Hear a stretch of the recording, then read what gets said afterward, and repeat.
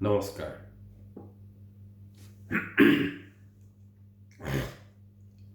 আজি মই নাথযোগীসকলৰ অতীত ঐতিহ্য আৰু অৱদান আৰু আধ্যাত্মিক দিশটোৰ পৰা কিছু আঁতৰি জাতিটোৰ ভৱিষ্যতৰ কথা চিন্তা আৰু সাম্প্ৰতিক সময়ত উদ্ভৱ হোৱা কিছু বিতৰ্কৰ প্ৰতি লক্ষ্য ৰাখি দুটামান গুৰুত্বপূৰ্ণ বিষয়ৰ ওপৰত আলোকপাত কৰিব বিচাৰিছোঁ। আমি সকলোৱে জানো যে অসমৰ নাথযোগীসকল এই ভূখণ্ডৰ অন্যতম এটা প্ৰাচীন জনগোষ্ঠী। যোগশাস্ত্ৰ বা যোগমাৰ্গৰ পথ প্ৰদৰ্শক এই সম্প্ৰদায়টোৱে ভাৰতবৰ্ষৰ আধ্যাত্মিকতাবাদ, আয়ুৰ্বেদ শাস্ত্ৰ, সাহিত্য, সামাজিক তথা সাংস্কৃতিক প্ৰতিটো দিশতে প্ৰভূত বৰঙণি যোগাই আহিছে। নাথযোগীসকলক আঁতৰাই ভাৰতৰ সভ্যতাৰ সংস্কৃতিৰ ইতিহাস অসম্পূৰ্ণ হৈ ৰ'ব। আমাৰ অসমতো এই জনগোষ্ঠীটোৰ এক ঐতিহ্যময় অতীত আছে। কামৰূপ কামাখ্যাৰ তান্ত্ৰিক পৰম্পৰা, মায়ঙৰ তন্ত্ৰমন্ত্ৰৰ যাদুবিদ্যা, দবকাৰ ওচৰৰ প্ৰাচীন কদলী ৰাজ্য, হোজাই জিলাৰ যোগীজান, গোৱালপাৰাৰ যোগীগোপাৰ সূৰ্যপাৰ শিৱলিংগ, গুৱাহাটীৰ সমীপৰ চাংহাৰী, নাথসকলৰ মতে অতীজত সাংসাৰিক অৰ্থাৎ বিন্দুজ যোগীসকলৰ বাসভূমি আছিল বাবে পিছলৈ অঞ্চলটোৰ নাম চাংহাৰী হৈছিল। আদিকে ধৰি অসমৰ সৰ্বত্ৰতে নাথযোগীসকলৰ হেজাৰ বছৰীয়া পুৰণি ইতিহাস আজিও সজীৱ হৈ আছে। অতীতৰে পৰা কাটনি নামেৰে পৰিচিত পাট, মুগা আৰু পলু পুহি সুন্দৰ কাপোৰ তৈয়াৰ কৰি এক উন্নত কৰ্মসংস্কৃতিৰ নিদৰ্শন দিয়া এই জনগোষ্ঠীটোৰ সুদক্ষ শিল্পী তথা বৈষ্ণৱপ্ৰাণ ভকত মহাপুৰুষ শংকৰদেৱৰ এগৰাকী প্ৰধান শিষ্য মথুৰানাথ বুঢ়াগোহাঁইৰ ওপৰত গুৰুজনাই বিশ্ব প্ৰসিদ্ধ বৃন্দাবনী বস্ত্ৰখন তৈয়াৰ কৰি উলিওৱাৰ দায়িত্ব অৰ্পণ কৰিছিল। অষ্টম শতিকাৰ পৰা দ্বাদশ শতিকাৰ ভিতৰত নাথ সিদ্ধাচাৰ্যসকলে ৰচনা কৰা চৰ্যাপদ বা চৰ্যাগীতসমূহেই অসমীয়া ভাষাৰ উৎপত্তিৰ লগতে অসমীয়া সাহিত্যৰ উপৰিও বঙালা আৰু উৰিয়া ভাষাৰ আদি স্তৰ বুলি ভাষাতত্ত্ববিদসকলে স্বীকাৰ কৰিছে। আটাইতকৈ ডাঙৰ কথা, এটা সময়ত ভাৰতবৰ্ষত হিন্দু ধৰ্ম যেতিয়া ঘোৰ সংকটৰ সন্মুখীন হৈছিল, তেতিয়া নাথ সিদ্ধপুৰুষ মৎস্যেন্দ্ৰনাথ আৰু গোৰক্ষনাথৰ দৰে মহাপুৰুষসকলৰ প্ৰচেষ্টাত হিন্দু ধৰ্ম পুনৰ ঠন ধৰি উঠিছিল। কিন্তু আধ্যাত্মিক ধ্যান ধাৰণা আৰু যৌগিক পৰম্পৰাত বিশ্বাসী এটা শান্ত সমাহিত জাতি হোৱাৰ কাৰণেই সুদীৰ্ঘ দিন ধৰি এই সম্প্ৰদায়টো সামাজিক, ৰাজনৈতিক, অৰ্থনৈতিক প্ৰতিটো দিশতে বঞ্চিত আৰু অৱহেলিত হৈ আহিছে।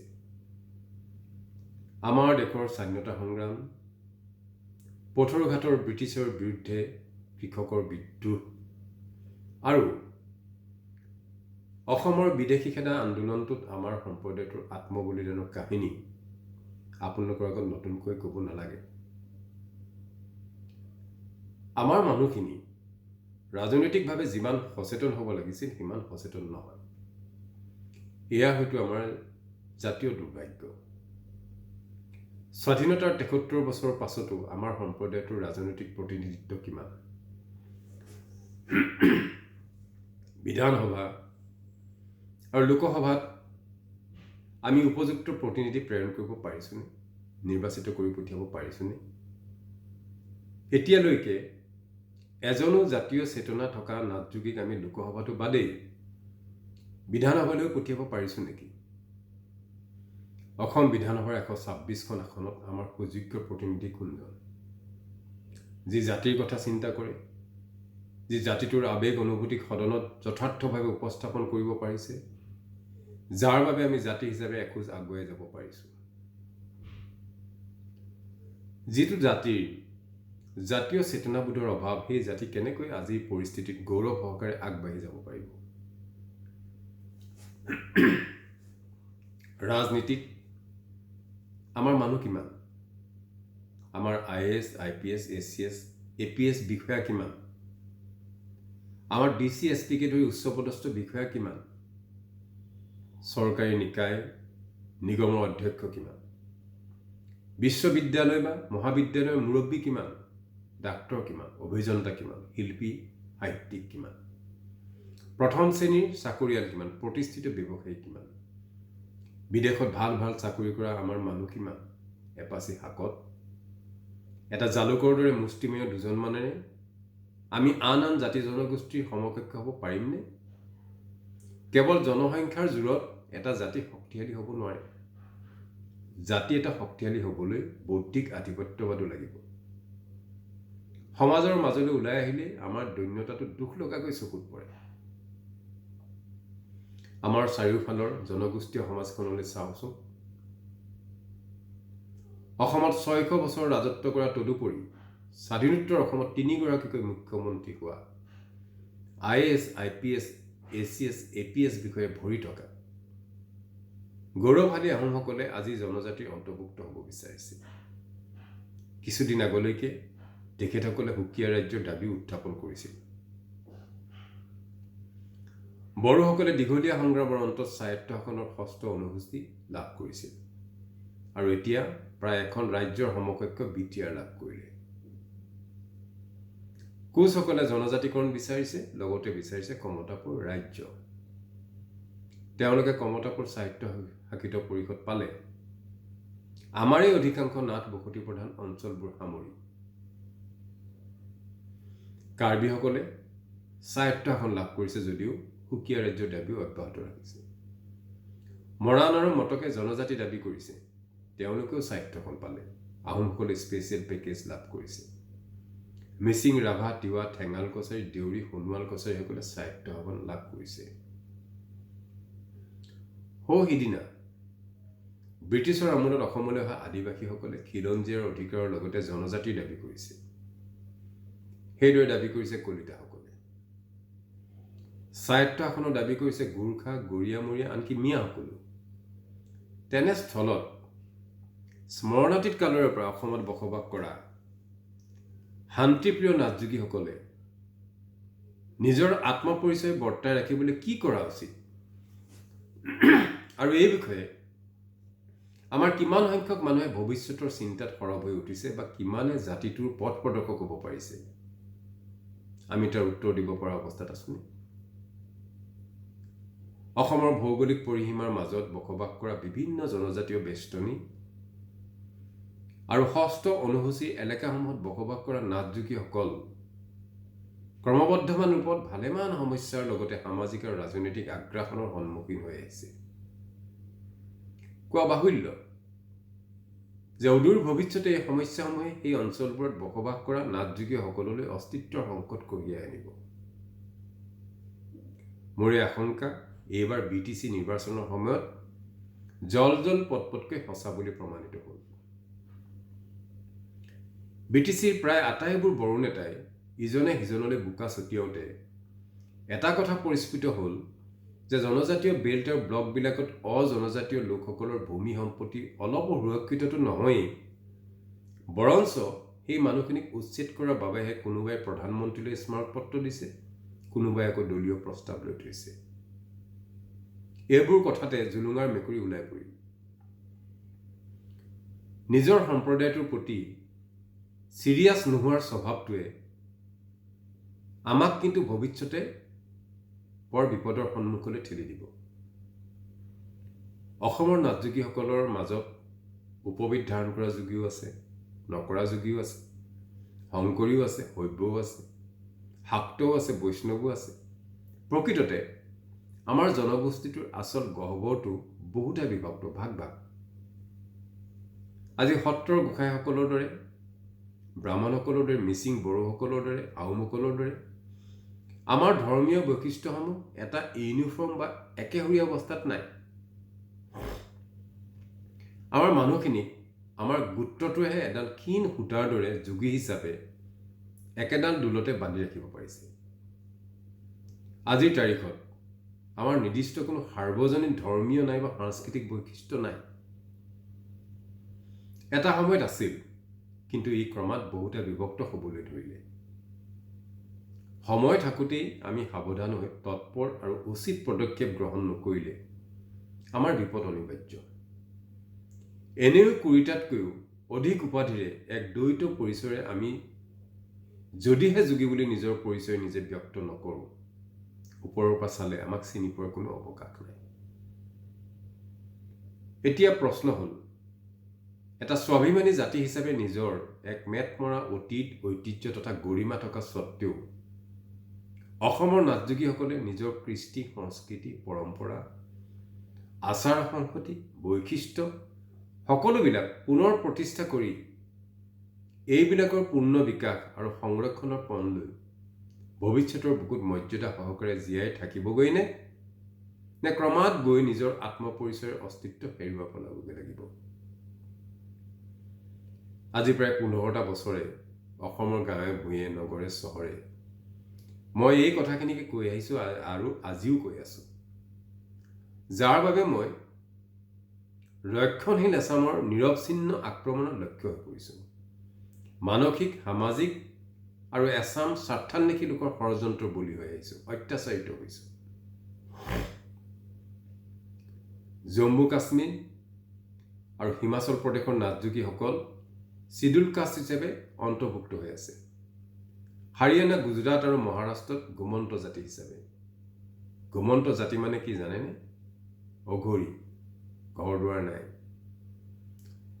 সমগ্ৰ ভাৰতৰ নাথযোগীসকলক ডি নটিফাইড ট্ৰাইবছ হিচাপে অন্তৰ্ভুক্ত কৰা এখন বিল পাৰ্লিয়ামেণ্টত পৰি আছে। ইয়াৰ বাবে এতিয়ালৈকে 2খন আয়োগ কেন্দ্ৰীয় চৰকাৰে গঠন কৰি দিছে। ইয়াৰ এখন হৈছে ডক্টৰ বালাকৃষ্ণ দেৰণেকে আয়োগ for denotified and nomadic tribes 2008 আৰু আনখন ভিখুৰামজী ইডাতে কমিশ্যন 2018। উল্লেখযোগ্য যে ভাৰতত 150টা জনগোষ্ঠী ডি নটিফাইড ট্ৰাইব হিচাপে আৰু প্ৰায় 500 সৰু সৰু জনগোষ্ঠী নমাডিক ট্ৰাইবত অন্তৰ্ভুক্ত হৈ আছে।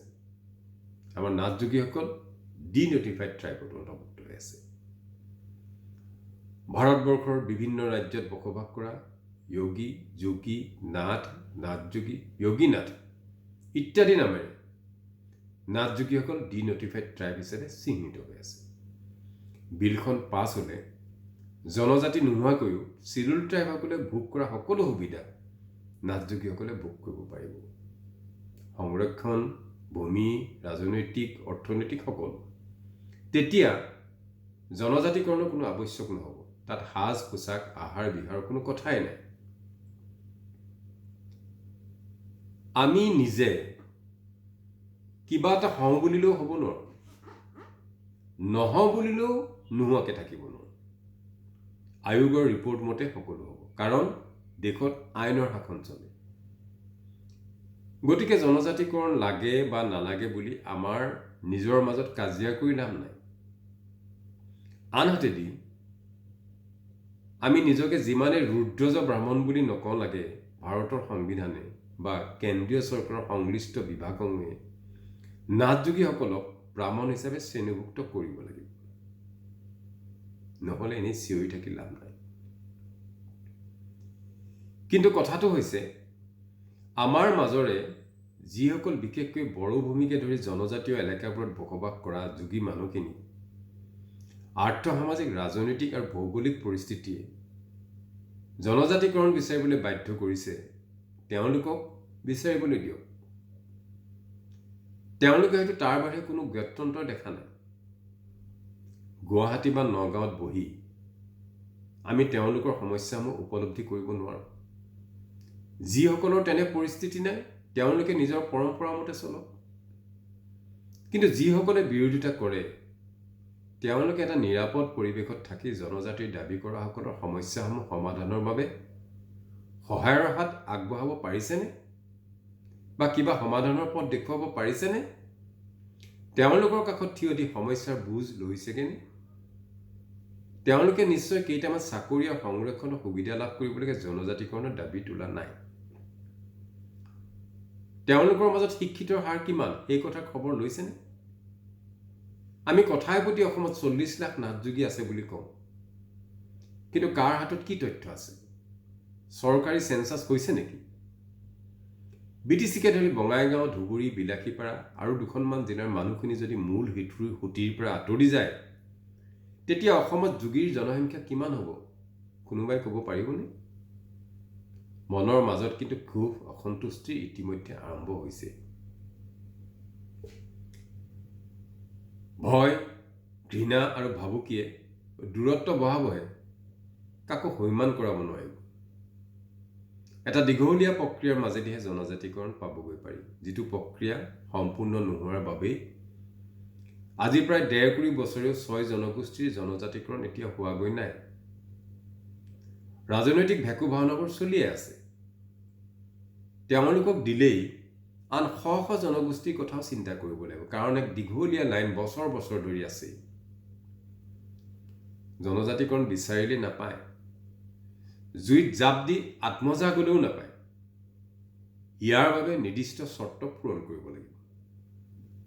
কাৰ সময়ত জইণ্ট পাৰ্লিয়ামেণ্টাৰী কমিটি অহাৰ দৰে ইয়াৰো কমিটিৰ কোনোবা আমাৰ ওচৰলৈ আহিব পাৰে, অনুসন্ধান কৰিব পাৰে, বাস্তৱ ছবিখন পৰীক্ষণ কৰিব পাৰে, ৰাইজৰ মতামত ল'ব, তাৰ পিছত কেন্দ্ৰীয় চৰকাৰক ৰিপৰ্ট দিবগৈ। তাৰ পিছতো বহুত ৰাজনৈতিক অংক থাকিব। গতিকে কোনোবা স্বাৰ্থান্বেষী ব্যক্তিৰ উচতনিত পৰি এইখিনি জনজাতি বিচৰা যোগী, এইখিনি জনজাতি নিবিচৰা যোগী আদি বিভাজনবোৰে জাতিটোক দুৰ্বল আৰু আনৰ আগত হাঁহিয়াতৰ পাত্ৰ কৰাৰ বাহিৰে আন একো নকৰে। আৰু এই আত্মসন্তুষ্টিৰ কোনো অৰ্থ নাই যে মেধাৰ বলতে আমি সকলোকে পিছফালে নিজক সকলোতকৈ শ্ৰেষ্ঠতম হিচাপে প্ৰতিষ্ঠা কৰিব পাৰিম। কাৰণ বিশেষ সাংবিধানিক সুবিধাৰে তেওঁলোক আমাতকৈ দুপদ দুবে আগবাঢ়ি গৈয়ে থাকিব। মই জনজাতিকৰণৰ সমৰ্থন কৰিবলৈ কোৱা নাই, বা মই নিজেও নহ'বলৈ পালেই ভাল পাম।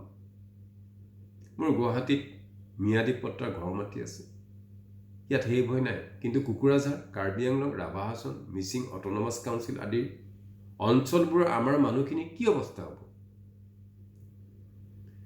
এটা কথা সত্য, জনজাতিৰ দাবী কৰা সকলে নিজ লক্ষ্যত উপনীত হ'ব নোৱাৰিলেও এটা সংগঠিত জনগোষ্ঠী শক্তিশালী সংগঠনৰ দাবীসমূহে জনগোষ্ঠীটোলৈ বহুত কিবা কিবি আদায় কৰি আনি দিব পাৰে। সিদিনা আহোম, কোচ, মৰাণ, মটকসকলে কি পালে আমি তাৰ সকলো সাক্ষী হৈ ৰ'লো। ঠিক তেনেদৰে জনজাতি বিচৰাসকলেও নিবিচৰাসকলৰ ওপৰত নিজৰ মতবাদ জোৰকৈ জাপি দিব নালাগে। আপোনালোকৰ দৰে পৰিস্থিতিৰ যিদিনা সন্মুখীন হ'ব, সেইদিনা হয়তো আজি বিৰোধিতা কৰা সকলো নতুনকৈ ভাবিবলৈ বাধ্য হ'ব। কিছুমান কথা দকৈ চিন্তা কৰি চোৱাৰ প্ৰয়োজন হৈছে। মনৰ দূৰত্ব আমাৰ কোনখিনি কথাই বঢ়াইছে ভাবি চাবৰ হ'ল। নাথযোগীসকলৰ আহাৰ বিহাৰ, সাজ পোছাক, কৃষ্টি পৰম্পৰা অঞ্চলভেদে বেলেগ বেলেগ। শিৱসাগৰৰ মানুহখিনিৰ লগত কুকুৰাঝাৰৰ মানুহখিনি নিমিলে, গোলাঘাটৰ মানুহখিনিৰ লগত বঙাইগাঁৱৰ মানুহখিনি নিমিলে, দৰঙৰখিনিৰ লগত কৰিমগঞ্জৰখিনি নিমিলে। সকলোতে ভিন্নতা আছে, কিন্তু ই আমাৰ সংঘাতৰ কাৰণ হ'ব নালাগে। পৰস্পৰে পৰস্পৰক সন্মান কৰি নিজৰ নিজৰ পিতৃ পিতামহৰ দিনৰ পৰম্পৰাক সন্মান সহকাৰে মানি চলিবলৈ দিব লাগিব। এটা কথা লক্ষ্য কৰিছোঁ,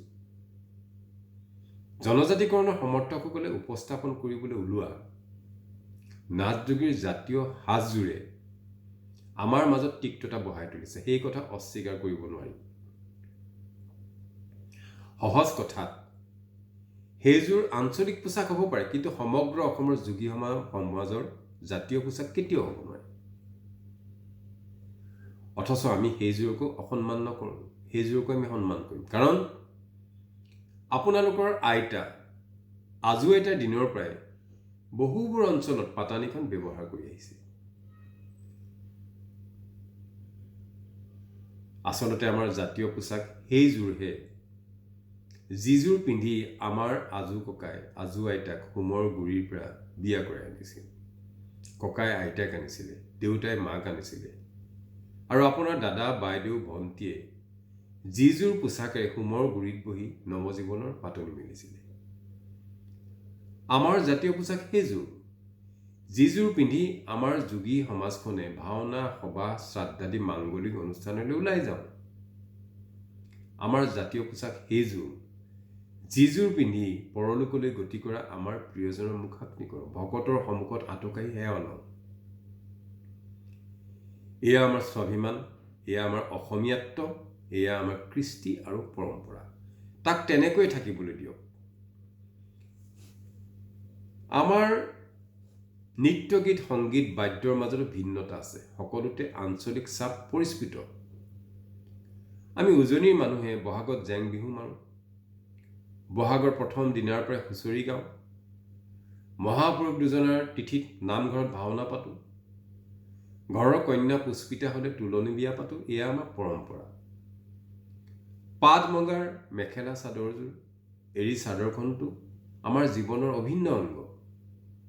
দৰঙৰ মানুহে ব্যাসৰ ওজাপালি নাচে, দেওধনী নাচে, চিয়া গীত গায়, হেঁপা ঢুলীয়া নৃত্য কৰে, ধুনীয়াকৈ খাৰৰ আঞ্জাখন ৰান্ধে, মূৰত পাকটো মাৰি ধুনীয়া ধুতি কামিজেৰে দেউতাসকল আৰু আইসকলে পাট মুগাৰ ৰিহা মেখেলা চাদৰযোৰ পিন্ধি সাজি কাচি সমাজলৈ ওলাই যায়। সেয়াও আমাৰ সংস্কৃতি।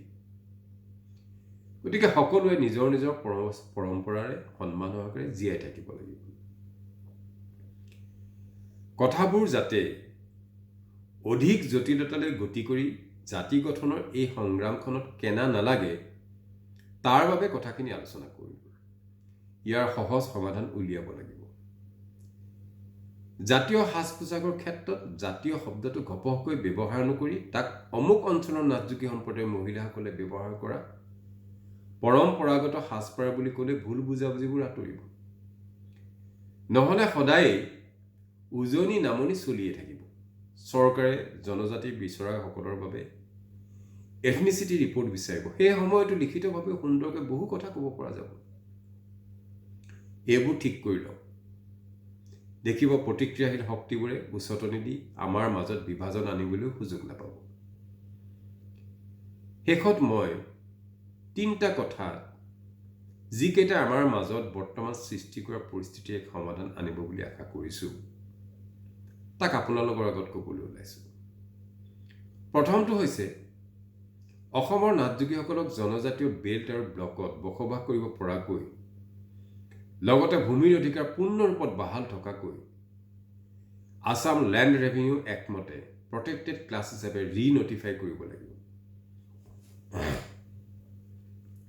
ইতিমধ্যে অসম চৰকাৰে 100/93/32 19 ছেপ্টেম্বৰ 1990 চনৰ অসমৰ নাথযোগীসকলক প্ৰটেক্টেড ক্লাছ হিচাপে নটিফাই কৰি থৈছে। কিন্তু নটিফিকেশ্যনখন স্পষ্ট নোহোৱাৰ বাবে বহুকেইখন জিলাত জিলা উপায়ুক্তসকলে নাকচ কৰাৰ অভিযোগ উঠিছে। সেইখন স্পষ্টকৈ ৰি-নটিফাই কৰাব লাগিব। ইয়াৰ ফলত আমাৰ মানুহখিনি মনৰ পৰা ভূমিৰ অধিকাৰ হেৰুৱাই পেলোৱাৰ আৰু কোনো আশংকা নাথাকিব। ভৱিষ্যতলৈ অসমৰ সৰ্বত্ৰতে আমাৰ সমান অধিকাৰ থাকিব। দ্বিতীয়টো, অসমৰ নাথযোগীসকলক কোচ, মৰাণ, মটকসকলক দিয়াৰ দৰে এখন উপগ্ৰহীয় স্বায়ত্তশাসিত পৰিষদ চৰকাৰে দিব লাগিব।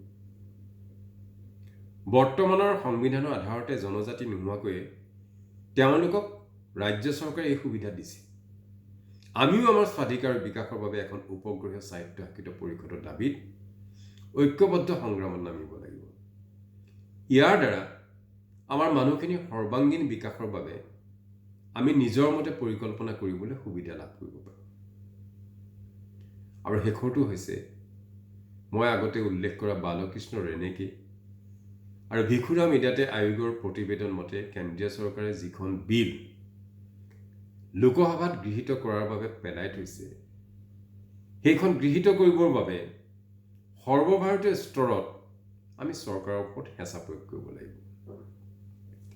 বিলখন পাছ হ'লে জনজাতিকৰণৰ কোনো প্ৰয়োজনেই নাথাকিব। বৰঞ্চ জনজাতিসকলে ভোগ কৰা অৰ্থনৈতিক, সামাজিক, ৰাজনৈতিক আৰু সাংবিধানিক প্ৰতিটো সুবিধা ডি-নটিফাইড ট্ৰাইবছ হিচাপে নাথযোগীসকলৰ সাংবিধানিক অধিকাৰ হৈ পৰিব।